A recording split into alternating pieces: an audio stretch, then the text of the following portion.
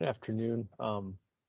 We are at 12:01 right now. Usually we have a bunch of people filter in. Right now we only have 3 attendees, but we're going to move forward, get moving on the webcast because we don't have a whole lot of time, an hour. We have an hour and a lot of subject to cover here. So the really quick is a couple of items here. One thing is the webinar is being recorded. So what we're going to do for you is we'll upload a copy of the video so that you have it at your disposal, and also I will email out a copy of the slide deck for everyone to use for reference later on. There are a few slides at the very end that we're not going to go into in this webinar. Very technical slides. So if you need them or you want to use them as reference later on, they're included in there, but we won't be reviewing them part of this webinar at all. If you have any questions, there's the chat section. You can use that to ask questions. Also, you can raise your hand and we'll let you use your mic and you can ask a question as we go if you want. If you use the chat function, we'll probably take a break at the very end or the past 10 or 15 minutes, and we'll answer the questions there and have a discussion about it. And I think that's pretty much it. If we run out of time for some reason, we can't answer all the questions, we'll definitely pop up with an email if there's a question in the chat that we want to get to. So what we're talking about here is in-situ chemical oxidation, state of the art versus state of the practice. We're going to go through essentially from the very beginning of ISCO, developing a conceptual model, through why we think bench testing, treatability testing is important, through pilot testing and actual field application. And then in addition to that, we'll have several case studies that Mike Marley is going to go through mostly, and then we'll do the Q&A towards the very end. So pre-design considerations. We have this slide is meant to be a little bit funny, but it's actually kind of serious. Obviously, we have the person on the right here who has the issue with the burning building. But there's two items here we want to illustrate a little bit. The items we want to illustrate are when it comes to chemical oxidation, the two major failure mechanisms that we've noticed through time are dosing and contact. And we have this person on the right here who's trying to put out this fire. And essentially it illustrates both of those issues as far as dosing and contact, right? Most of this water, right, really isn't getting on to the actual fire here. It's really ended up on the side of the wall of this building. Right? So he's not getting the necessary contact he needs in any instance. And then the other observation is the water is, even if you were able to get these small buckets of water onto the actual fire itself, unlikely to do much impact onto it, right? So very analogous to what we see for failure mechanisms for chemical oxidation type applications. So we're going to go through this in 3 or 4 steps here. The first step I'll be discussing is, we really do want, as with any remedial application, we really do want to understand the conceptual model of the site. You need to know contaminant type, all the contaminant types. We need to know what the phase the contaminant is. Are we looking at something that's aqueous, DNAPL, LNAPL? Where is it located? Is it located in saturated zone? Do we have beta zone issues, permeability differences? And then obviously the media properties are really important. Step 1 always feeds into step 2 here. We really want to understand kind of the overall setup of the site. Are there nearby structures? So the structures, if you have a peroxide type chemistry, off-gassing may basically say, okay, we can't use that because we're worried about vapor intrusion issues, which could carry some of the COCs you're looking to target into indoor air spaces, or even nearby structures could be if you have, piles on the subsurface. You want to make sure that your chemistry that you're using isn't going to negatively impact those structures. Do you have lower permeability materials? Do we need longer residence times because of that? Chlorinated ethanes, the type of oxidant you use is really going to be depending upon what compound you're looking to attack. For ethanes, you need a higher energy oxidant, something like an alkaline activated persulfate or a Fenton's type chemistry. And then the other issue is vadosome. So I mentioned a little bit earlier, the vadose zone, the question becomes, it's not a saturated zone. So if you add in something that is a liquid oxidant, the question becomes, is it going to drain out faster than the actual kinetics of the oxidant to attack the COC that you're looking to degrade? That's a serious issue. There are ways around it. We can go mixing as an option, ozone, which is a gaseous oxidant that you need to capture and make sure you don't have air releases generally. But there's a number of ways to get at vadose zone type impacts with chemical oxidation technologies. And then the other option, the other issue is DNAPL. So again, what form is your COC in? DNAPL that's in, kind of these very fine stringers where you have a high surface area to volume ratio. ISCO will work much better on it. When you're looking at something that's a pooled NAPL, then therefore all you're really doing is attacking the COCs at the very edge, at the aqueous boundary of that NAPL. So it becomes extremely inefficient at that point. So often you need a two-phase step, right? You're going to go and try and reduce that NAPL through some of the technology, excavation, thermal, what have you. And then if you have these residual impacts, right, you can do a polishing step via ISCO. So that works pretty well. I'm going to hand this off to Mike next. I want to note that the image on the next slide is of Mike when he first came to the United States back in the 1920s or so. So there you go, Mike. I think it was long before the 1920s. Thanks, Dennis. So what Dennis has given you so far is basically you've got your conceptual site model, you have selected what may be the most appropriate oxidant or oxidants. And obviously the big question is, well, how much of this do I need to be able to apply and reach my remedial goal? And the oxidant dosing and performance associated with that, there's a number of different ways that it's being done in the industry. And one of the most common ways is that there is a number of providers for the oxidants that are out there and available to you, and it's very common that you'll reach out to them, which is fine. And the technologies or the oxidants that are available are all very good at doing what they need to do, depending on if whether designed correctly.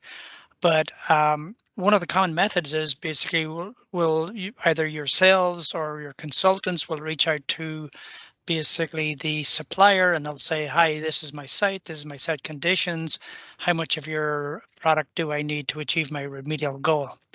That's the most common way that things are done, and typically on the side of the entity that owns the oxidants or provides the oxidants, they have spreadsheet models, and they plug into that some of your site-specific conditions, such as your contaminant, estimated contaminant mass, dissolved, partitioned residuals, and from that they'll come up with basically an oxidant demand. The issue that it is, and the issue that makes the reason that you have everything from total failures to successes is that the actual amount of oxidant that you need depends a lot more on basically than your typical characterization data that is collected at sites, the estimated mass of contaminants. There is other demands for the oxidants beyond that. In a lot of cases, you've got natural organic matter that has a demand for the oxidant. You have reduced minerals that have demand for the oxidant. So you have a lot of unknown factors that are typically not part of a characterization and typically wouldn't be cost effectively selected as part of a characterization at a typical site. So these parameters, which can be very sensitive on the demand of the oxidant, are typically not available to. And the problem with the vendor that is providing the oxidant is they don't have those data. They don't exist. So what they can do is you can easily take an oxidant and you can take a particular contaminant and you can stoichiometrically determine scientifically what is that demand. But you have all these other unknowns. And even with the oxidant itself, most of these contaminants are not fully oxidized to carbon dioxide and water. They're broken down into lesser compounds that are not regulated and are usually easily biodegradable. And therefore, basically, even in that sense, you don't have a good understanding of what the oxidant demand is. So what the provider of the oxidant typically does is they will do one of two things. They'll either do the stoichiometry and come up with what the demand is, and then they'll add in a safety factor. And that safety factor is a multiplier that could be a factor of 1, or it could be a factor of 10. It could be somewhere, usually it's some 1 point something or 2 point something or 5, that they basically multiply their calculated demand to come over to estimate the amount that you don't understand, that they don't have data for. The trouble with that is oxidant demand can vary by orders of magnitude. So that number can be way under what you need, which is very common, or way over what you need, which is less common, but can be the fact. So some of the vendors do point out, appropriately so, that this is an estimate, and therefore you would be advised to basically do a further site-specific evaluation, doing a treatability study. And that's the part that in many cases is ignored, and the numbers taken, the numbers applied, and in many cases it can be underdosing, but it is the most common method that is typically used out there. Next slide, Dennis. So I want to give you an example that it's not specific to an oxidant, but it's the same. In this particular case, it's oxygen, which is an oxidant, but also it's typical to any oxidant. So here's an example of how this mass loading can be underestimated. It's a Superfund site. It's actually down in the south. It basically had multiple AOUs. One of the AOUs had petroleum. And so the entity, the consultant, and this is an EPA-run Superfund site, so they wanted to know how much of these oxygen-releasing compounds could they need to achieve a 90% reduction in the contaminant mass on site. So they wanted to evaluate 3 different oxygen-releasing compounds that are commercially available. Again, similar process. The information was provided to the vendors on the site-specific conditions, the contaminant mass and dissolve phase, residuals on the soils, etc., and the information was given to them. And again, stoichiometrically, it takes about 3 pounds of oxygen to degrade 1 pound of petroleum. Easy calculation. They can determine an estimated mass. The issue is, similar to the ISCO, there is a lot of unknown demands on oxygen. Again, natural organic matters, reduced compounds, similar to the chemical oxidant. And the way you've seen that reflected in the estimated oxidant, or in this case, oxygen loading, was that we came back from those vendors with 3 different answers. Basically, they hadn't, stoichiometrically, they would have the same answer, but because of the unknowns, they put a multiplier on it, and that multiplier was variable. So what we selected to do was we selected to take the maximum recommended oxygen release dose that any one of the 3 vendors provided. So we took out the anomalies between the 3 by choosing the maximum dose. Each of the oxygen reducing compounds is fairly similar in the amount of oxygen that they have. They all run between about a low of 15 to a high of 18-20% oxygen per pound within the product that they provide. But we took the maximum amount of dosage, and we basically went and ran the treatability study. Next slide, Dennis.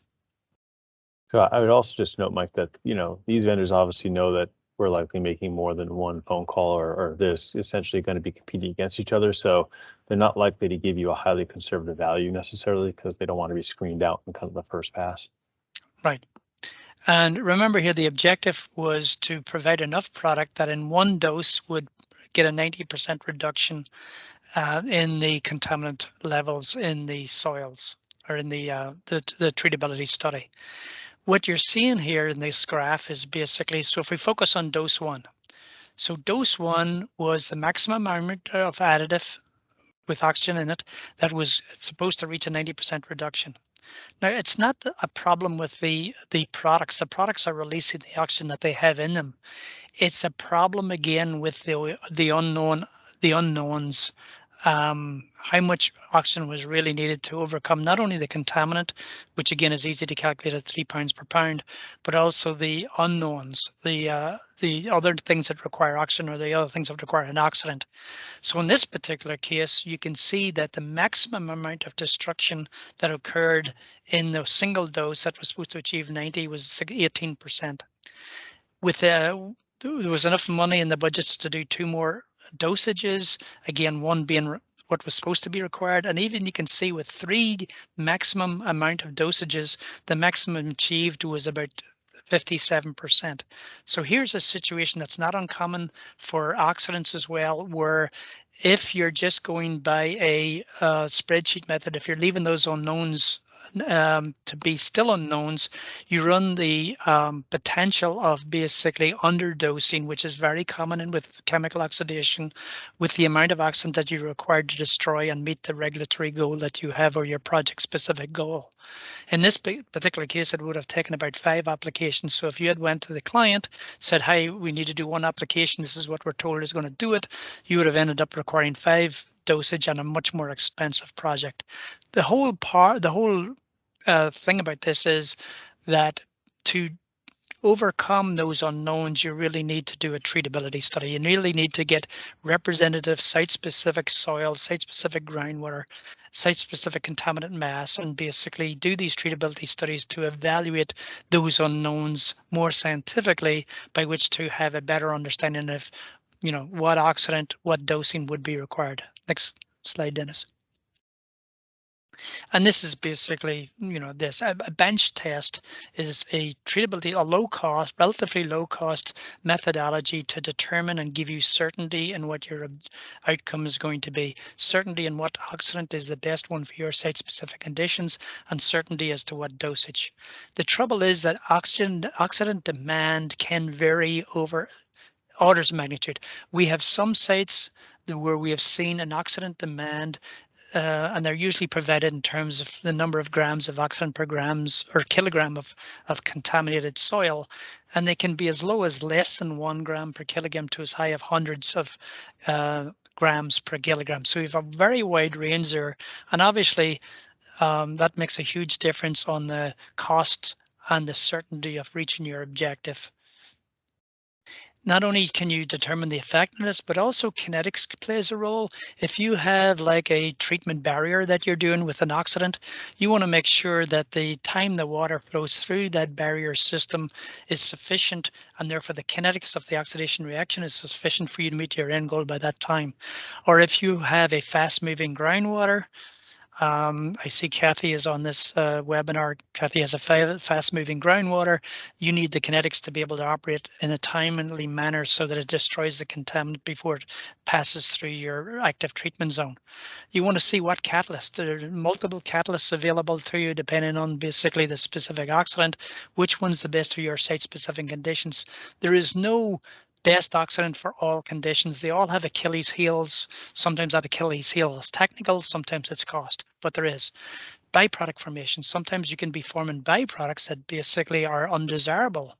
In biological processes, degrading TC and forming vinyl chloride is not a good thing. And here it might be forming a byproduct such as mobilizing metals that basically is something of particular concern at your site. You want to be aware of that. We actually done a treatability study for the Department of Defense looking at different additives to reduce metals mobilization. Another key thing is when you run a bench test, one of the things that I see in the industry is these treatability tests are not always run with the ability to scale up to field implementation, and we'll see that in the next example. Go ahead, Dennis. So here's an example of a failure. And this is basically was a implementation that was done by a consultant in the United States, and it failed. And so they came to us and they said, basically, why did this fail? We done a treatability study. Why did this fail? Well, this is not all treatability studies are created equal. Not all companies that do treatability studies are looking at that scale up. So when we took a look at the data, the first thing I looked at was the treatability study design, and the treatability study design was flawed, and it gave them a false negative. This was a chlorinated solvent site they wanted to treat with hydrogen peroxide, which is a very effective oxidant. However, it does have Achilles heels associated with it. So the treatability study was run for them, and the TC in the reactor after the test was non-detect. So that's why they came away with the sense that this was working, and they went to the full-scale application and it failed. And the reason, it only took about half an hour of looking at the treatability study to understand why exactly this failed. And it could have been recognized by, and it should have been recognized by both the treatability lab and by the consultant, but in both cases it passed by because of lack of understanding and knowledge of what was going on. The first key and the main Achilles heel for peroxide is, if you want peroxide to react to form a hydroxyl radical, which is a very strong radical which destroys the majority of contaminants, is it needs to be distributed in the subsurface. To distribute it in the subsurface, it needs to have a half-life. In other words, it needs to basically be stable enough to be introduced into the area that you want it to address, and therefore basically then convert to the radical species and then do your destruction. When I looked at the data, and not all the data was there, but I could read enough through in between the data points that they did have, the half-life of the peroxide was less than 5 hours. I think significantly less than 5 hours. That is insufficient. What's going to happen there in a field application is that peroxide is going to dissociate in the vicinity of the injection well, and it's not going to reach out. It's going to reach out as dissolved oxygen, which is useless for chlorinated solvent or TC or PC. And it's going to reach out as dissolved oxygen, but not as an effective oxidant. So basically, the expectation, just looking at that one data point or that one set of data, was this was not going to work in the environment. It was just going to turn to oxygen. You're going to have a lot of bubbling. You're going to have a lot of surfacing, and basically it wasn't going to work. So what really happened to the TC in the reactor that went to non-detect? Well, essentially, it just was stripped out of the reactor. When the peroxide dissociated into oxygen, it bubbled up to the surface. If you didn't allow it to release from the reactor would have exploded. So you basically need to let it release. And so the off gas from the reactor basically was removing the TC, so it wasn't being oxidized in the reactor, it was being stripped off from the reactor. And fortunately, there was one data point that they'd collected from the reactor off gas. I was able to take that measurement. I can calculate the theoretical amount of oxygen derived from the amount of peroxide that was used, and the amount of oxygen that was released times the amount of concentration in the oxygen gas equated to in excess of what was there theoretically, and or as measured, again confirming the stripping. Another issue that appeared in this particular treatability study was and this is about field scalability. They actually used about 21 equivalent pore volumes of reagents into this in the treatability study. That means, from a practitioner perspective, is even if it had worked, it means that they were testing the equivalent of 21 field applications of 100% pore volume to get basically the reaction. And therefore, it's a common state of the practice issue for treatability studies that they put in much larger. We basically try to restrict that to be scalable to 1 to 2 equivalent pore volumes in the treatability study to see what would be representative of field application. That's why it basically failed. Next slide, Dennis. So in the full-scale application that was performed a few years ago, they injected about 12,000 gallons of peroxide. As we've seen in the treatability study, there was a ton of off-gassing, daylighting, everything happened around the wells, and essentially the contaminant, the bottom line is the contaminant destruction would have only occurred within a foot or two of the wells. Nothing was going to occur in the environment. What they actually seen was the concentrations in the aquifer increase as a result of this, and that's not uncommon. Basically, if you go back to the air sparging technology, when they were doing air sparging of chlorinated solvents, basically you've seen an increase in the concentration in the groundwater, which is predominantly to do with creating like a washing machine effect, where they were basically causing perturbations, making TC that was in a globule form more available to the water, and you see an increase in concentration. So essentially, the issues with this particular site was it was the wrong oxidant, it was unstable, and that condition should never have been used, the wrong dosing, and basically they could have avoided those failures by having the expertise to realize both those major issues. Dennis, next slide, please. Excellent. So I'm going to take over from Mike here and just go through pilot study design a bit, and then also full scale. And I think Mike has another few case studies, and then we can ask some questions. And again, if you have questions during, just do a hand raise or put something into the chat, and we can answer it as we go. So why would we pilot test? Big here is real world versus treatability testing is that you can't simulate necessarily all field conditions when you're actually doing the treatability test necessarily. You are looking at a relatively smaller subsample of soil associated with groundwater associated with your site. There may be issues that you know from your conceptual model where you have heterogeneity or some sort of anisotropy associated with the site, where you want to make sure that you understand them fully. The other couple of items are injection methods, kind of more the engineering side of things, or hydraulics, pumping rates, pressures, that kind of information is going to be very, very important, especially relative to cost. If you have a pumping rate that's half a gallon per minute for your particular location versus 2, you're talking about a saving some time relative to those 2 rates. So really important to understand that relative to the pilot. And then it also increases certain, so if you have a high cost site where you're going to be spending a significant amount of money for the application, you really want to make sure that you get the greatest amount of effectiveness for that money spent. A pilot test can really grant you that additional surety. And then the other thing is if you have elevated scrutiny, either public or regulatory, the pilot test can help essentially assuage a lot of those concerns that may be raised to those other interested parties. Gonna go through here. So what data are we looking to get from the pilot test? And the big issue here is radius of influence is a big one. So are we going to achieve the 15 feet ROI that we need associated with our injections relative to full scale? I mentioned flow rate, pressure. One thing that's not often mentioned, your pressures, your flow rate is limited by the amount of pressure you can inject at. And if you inject too high a pressure, you can unintentionally fracture your soils and develop preferential pathways. Right? And those preferential pathways will reduce contact of your oxidant potentially.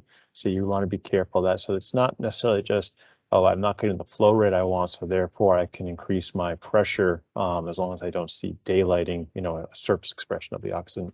You really have to be careful associated with the soil fracturing.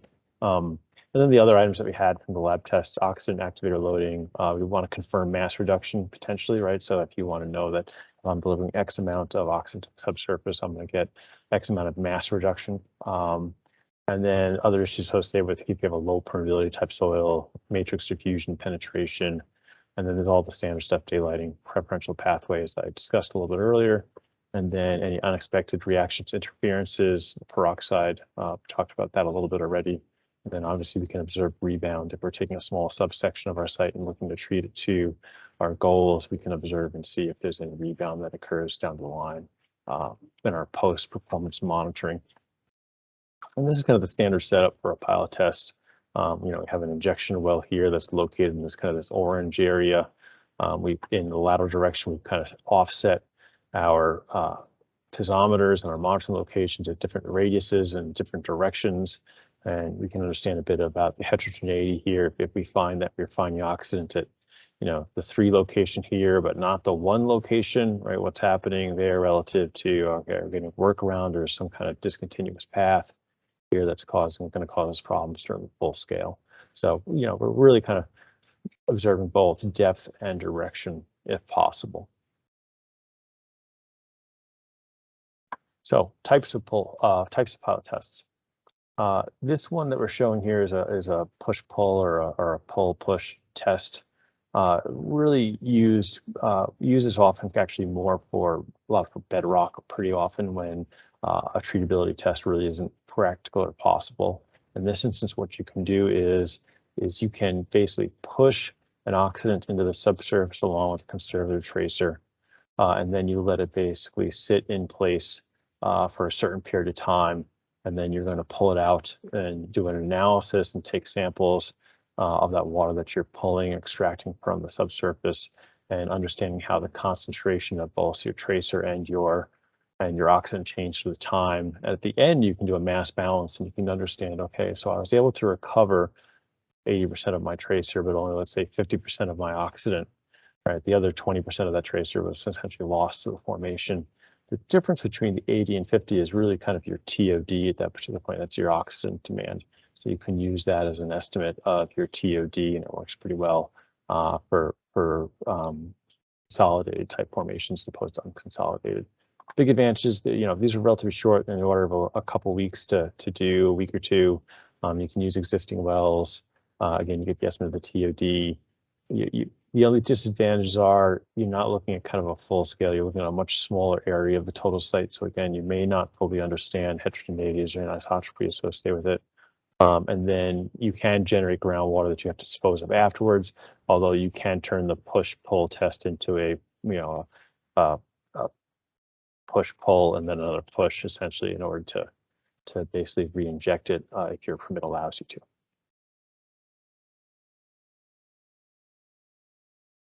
I didn't realize there was animation. We're going to cross over these. There we go. Much better. Recirculation methods. So here we have a couple of locations here when we have a well, and we're looking to a couple of things you'd use this for. One is if you have an aqueous plume. So if you have something like 1,4-dioxane or vinyl chloride, which are mostly in the aqueous form, when you inject an oxidant, you can really just kind of push it out of the way and end up distributing it farther afield than when you want it to be. So one of the ways to do this is to do an injection and extraction kind of paired, and basically you're flushing the oxidant through those soils and recapturing it, and then you can dose as you go through. It allows you transport, below obstructions like the building that we have here, and essentially it also helps with your ROI distribution because you're creating a much larger gradient. The one thing that I would caution with this, or be careful with, is it really depends upon the regulations in your particular state, or if you're on a federal site. A number of states will not let you re-inject water that still has impacts associated with it. And each one of these oxidants has different kinetic reactions associated with them. So, something like a permanganate might have relatively fast kinetics, whereas a persulfate might be a touch slower. When you do that re-injection, they may want to have you confirm that you've had enough residence time above grade with the oxidants, so that when you do the re-injection, that you're not having issues with re-injecting up, 1,4-dioxane or vinyl chloride or something along those lines. So if you need longer contact, right, so we can inject into these two locations, and the idea here is that you can inject them into the sand here and allow essentially them to penetrate into this silt. The ways to increase that contact time is you can obviously do multiple injections. You can inject your oxidant.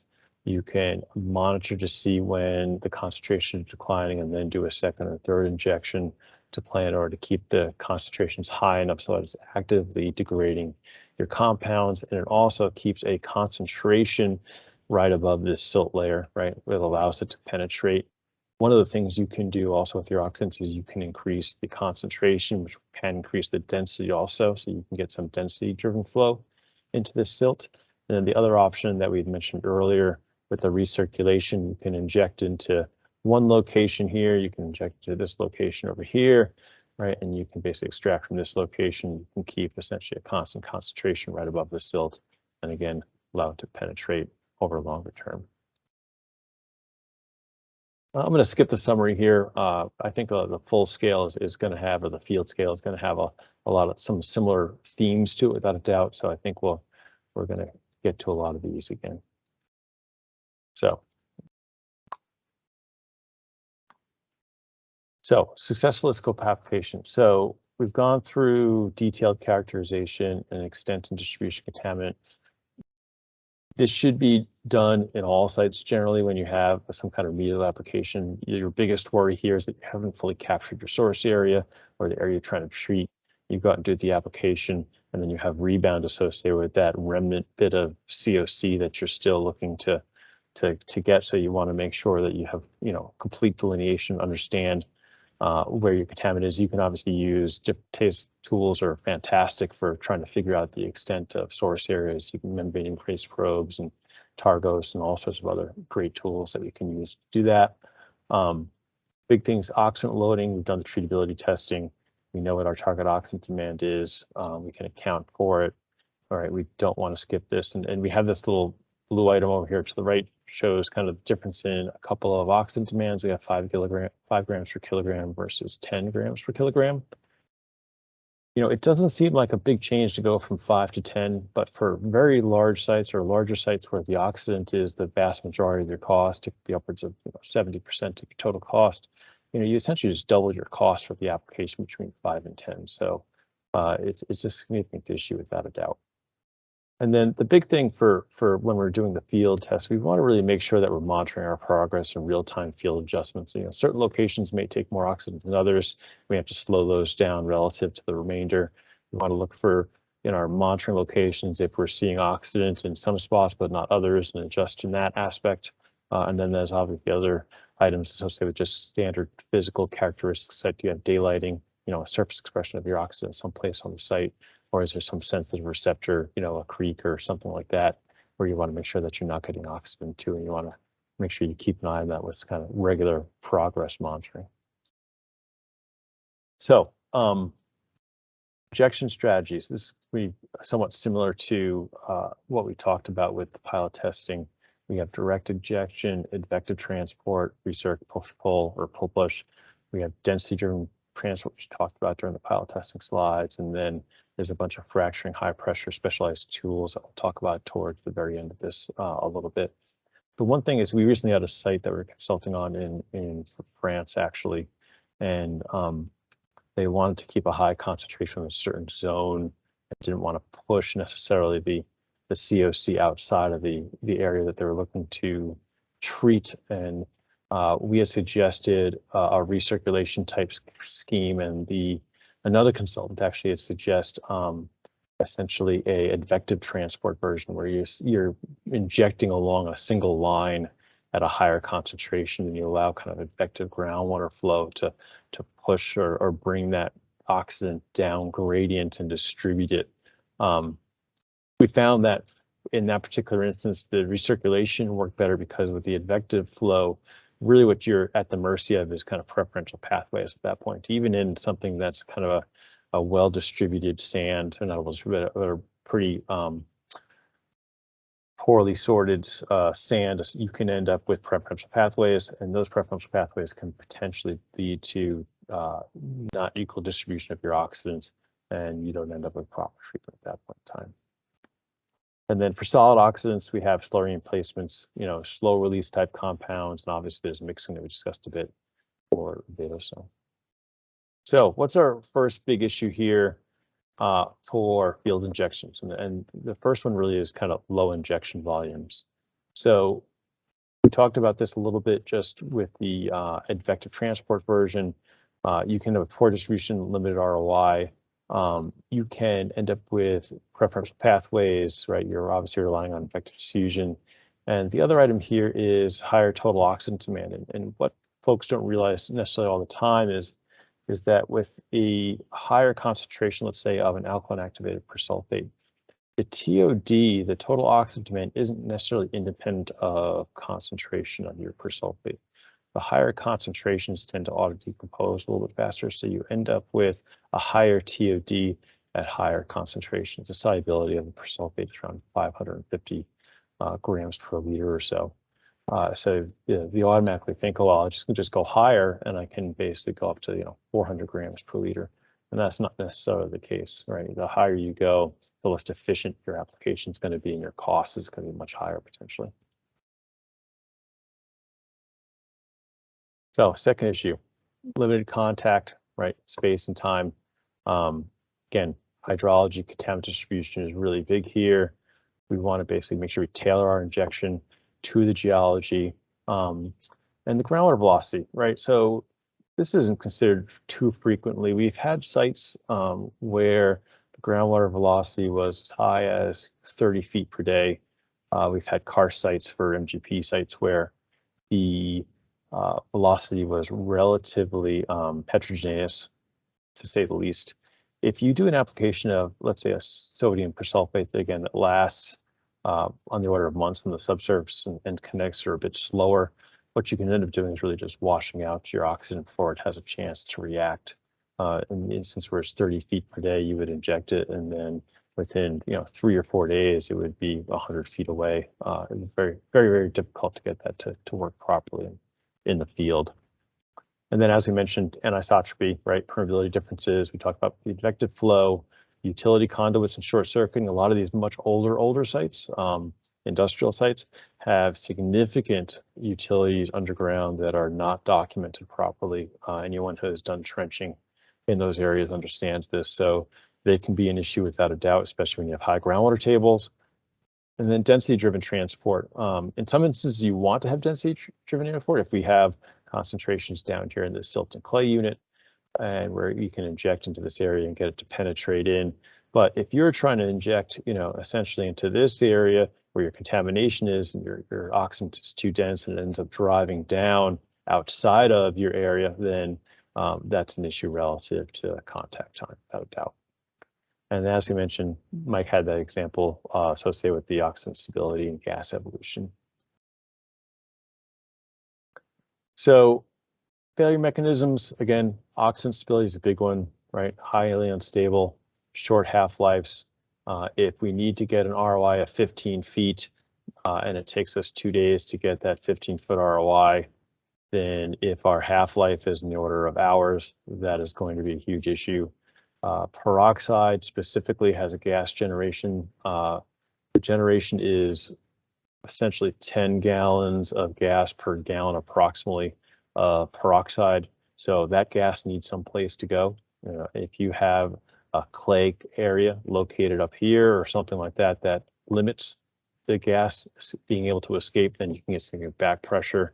The gas doesn't have any place to go, so it ends up taking up your pore spaces, so you're really not getting the fluid through that you need. And then obviously heat generation is another issue with peroxide-based chemistries. And then the stability, we talked about this a little bit already, right? We want to make sure that the groundwater velocities are slow enough that it stays in contact with our soils. We don't want it washed out.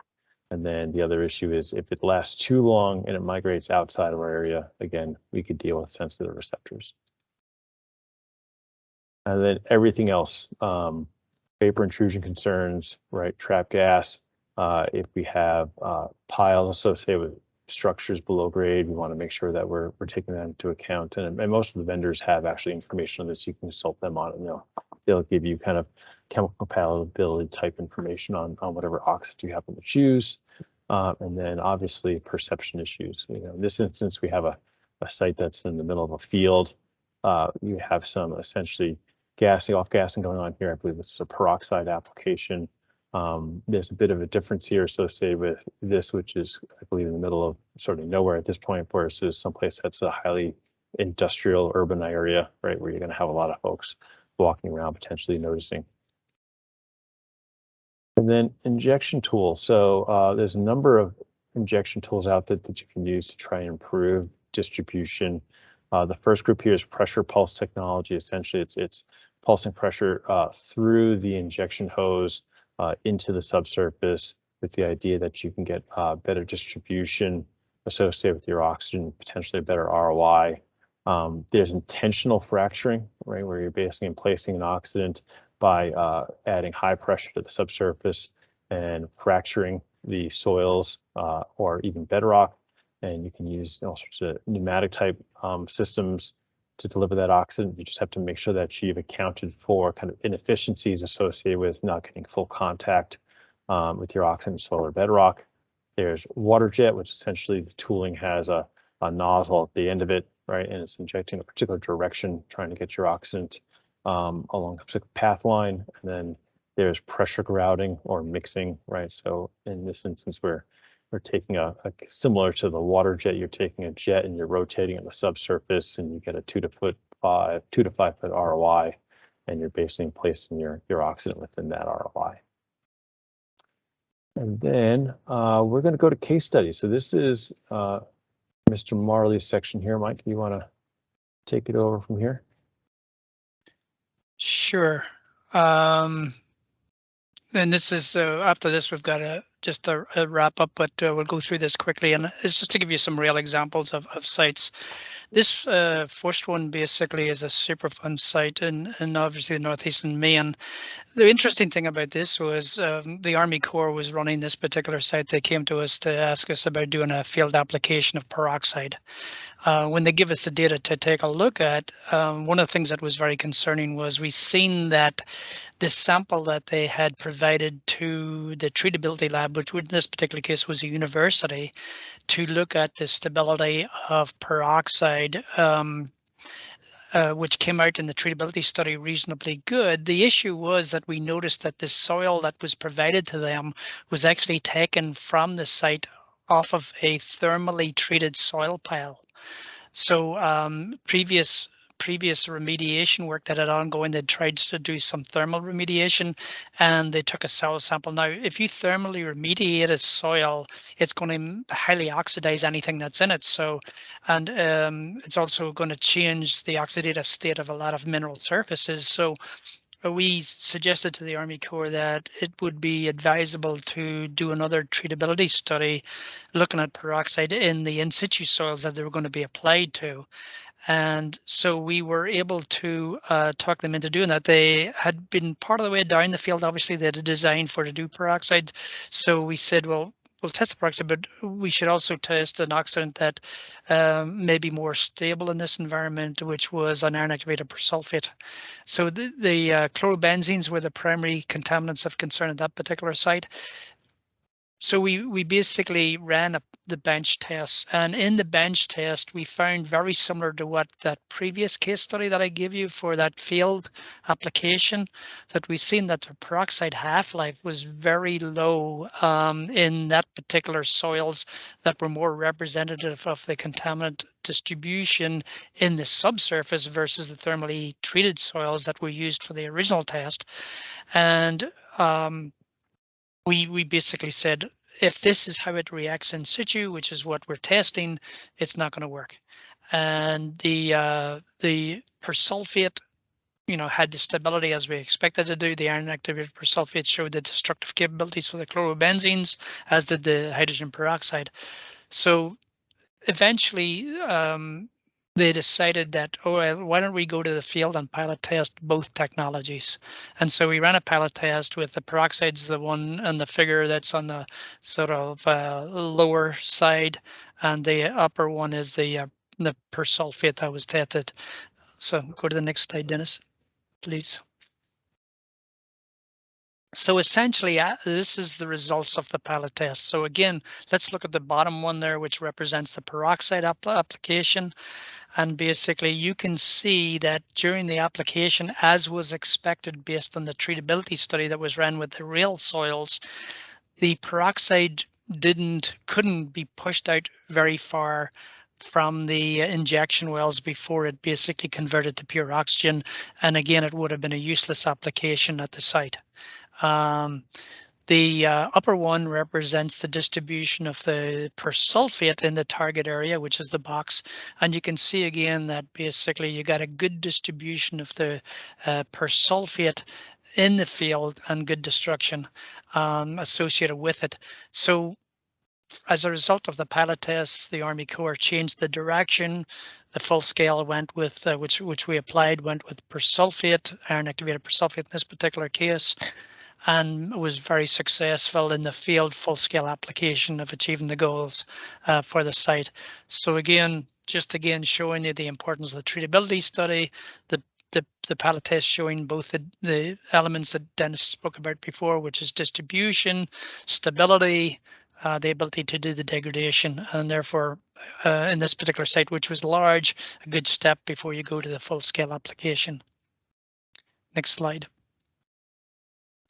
Second case study, again, this is Petroleum, which is why I chose this as a short case study. It's interesting from a number of perspectives. So this was during the construction of a multi-story residential building. I think it was a 32-story building. And basically they were partly doing through the construction when the state basically was concerned about what they were seeing in the groundwater. So it was a very compacted schedule. So we had to rush with a quick turnaround on a treatability study, We tested multiple oxidants. There was concern with these concrete footings on the 32-story buildings, so we wanted to make sure it was compatible. We had contingent measures to if there was any sort of reaction with the things, but essentially alkaline activated persulfate was the oxidant that came out of the treatability study as the best one for this particular site for compatibility, for speed, under the very constrained time conditions. This had to be done in the field and out of that basically within, I think it was a 2-week total time frame, 1 week sort of field application. We were able to determine it was a one-time, one-shot deal because this building was going up. We basically put the building or put the loading from the treatability study, and basically was able to go out to the field and understand going in that we had a high probability of success. We had the right dosing, the right oxidant to apply at this particular site. Next slide, Dennis. We skipped the rats? We had a great slide on the. Yeah, we had a great slide of the rats there. The rats in around this site were huge, and we have one video of one carrying a large slice of pizza, to its buddies further down the alleyway. I cut it out for time constraints. Absolutely. Anyway, the bottom line was we had 6 days to inject. Again, everything was determined from the treatability study. It was silty sands. We were able to distribute the persulfate throughout the target area. Because we had some tighter soils, we did use that wavefront technology to enhance the distribution of the oxidant. It was designed for a 90% reduction in the contaminant mass. As you can imagine, this is in Manhattan area. Basically, there's a shadow plume there of contaminants, and so you didn't need to get into drinking water standards because that would have been a waste of monies, but it was a 90% reduction. You can see from the figure and from the bullet that basically the contaminant was destroyed at up to 92 to 95% in groundwater, 99% on soils, accomplished the goals. It was monitored for several years afterwards with no rebound. Again, showing you that the proper treatability, the proper understanding, going through the science and understanding gives you that high probability of success in achieving your remedial goals. Next slide, Dennis, which I think is sort of the wrap up. You're off the mic, Dennis. There we go. I'm back. So if you have any questions, just throw them in the chat now. But we're wrapping up now pretty much. So again, our mantra for almost all remediation type technologies is skipping pre-designed engineering results and kind of poor performance or unknown performance really when you go into the field.